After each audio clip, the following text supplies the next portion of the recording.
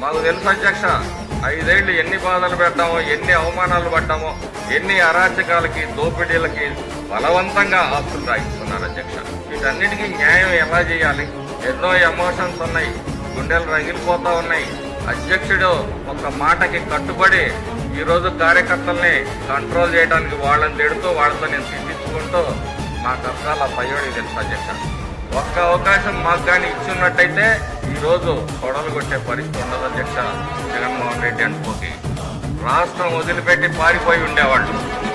దాన్ని చంద్రబాబు నాయుడు గారి మంచితనాన్ని మరి దూరాలోచనని గ్రహించకుండా ఈరోజు కూడా వచ్చి తొడలు కొడుతున్నారు అధ్యక్ష. అయినా సంయమనంతో వ్యవహరిస్తాను. ఈ రాష్ట్రం అభివృద్ధి చెందాలి అనే నాయకుడి సంకల్పానికి కట్టుబడి ఈరోజు రాష్ట్రంలో తెలుగుదేశం కార్యకర్తలు, నాయకులు అందరూ పనిచేస్తున్నారు.